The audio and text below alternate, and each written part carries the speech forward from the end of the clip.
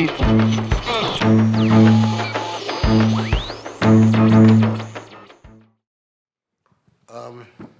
hope that the comments I'm about to make will not offend the questioner too much and some people around here. We can no longer continue to make policy for ourselves, in our country, in our region, in our continent, on the basis of whatever support the Western world or France or the European Union can give us.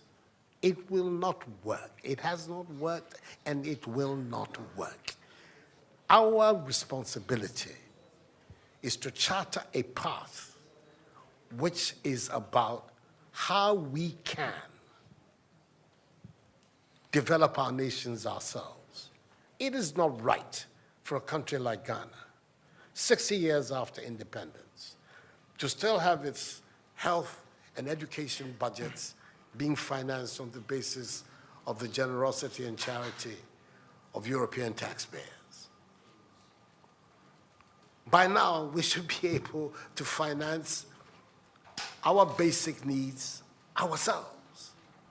And if we are going to look at the next 60 years as a period of transition, a period whereby we can stand on our own feet, our perspective has not to be what the French taxpayer decides to do with whatever surpluses that they have in France. They're welcome.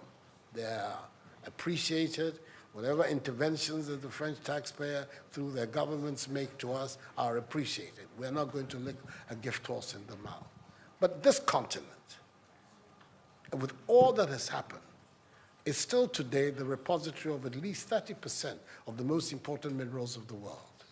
It's a continent of vast, arable and fertile lands. It has the youngest population of any of the continents in the world. So it has the energy and the dynamism. We have seen it. These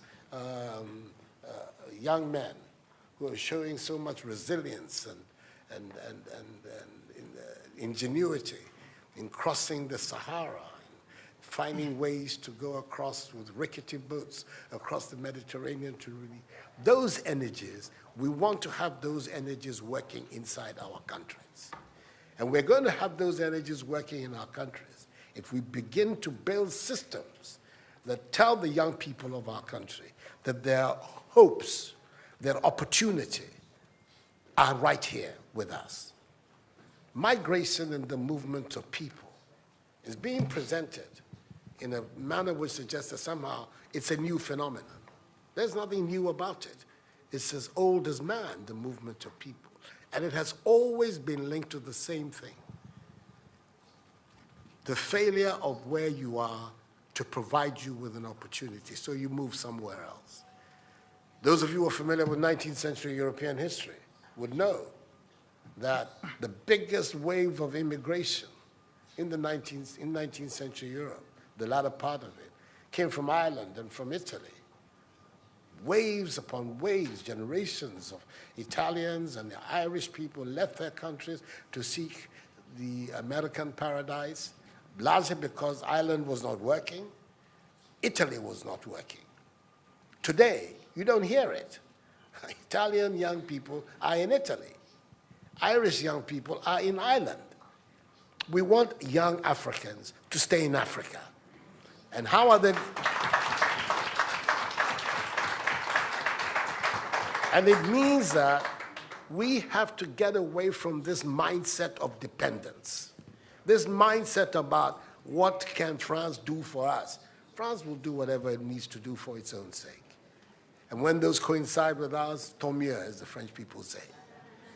But our main responsibility as leaders, as citizens, is what we need to do to grow our own countries. What are the institutions that work that would allow us to have good governance, to have accountable governance, to make sure that the monies that are placed at the disposal of leaders are used for the interests of the state and not for those of the leaders. Our concern should be with what do we need to do in this 21st century to move Africa away from being cap in hand and begging for aid, for charity, for handouts. The African continent when you look at its resources, should be giving monies to other places. We have huge wealth on this continent. And not, when I say so with the greatest of respect to the French president, I think that the cooperation of France is something that I am, as you know, a strong friend of France. I am Francophile, so I don't have any difficulty with that. But I'm talking about our own propulsion, what we need to do to get our countries to work so that we can create the conditions that would allow our young people to forego this hazardous effort to get to Europe. They're not going there because they want to. They're going there because they don't believe they have any opportunities in our countries. So that should be our focus.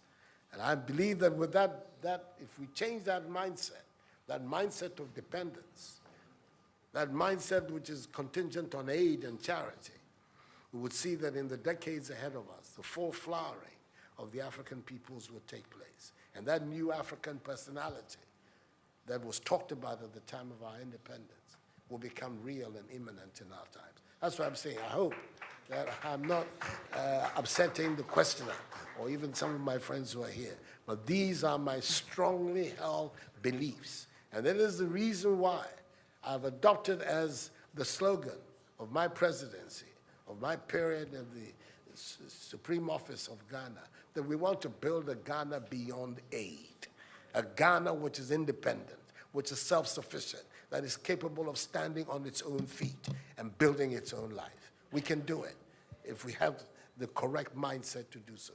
Mr. President, those are my contributions.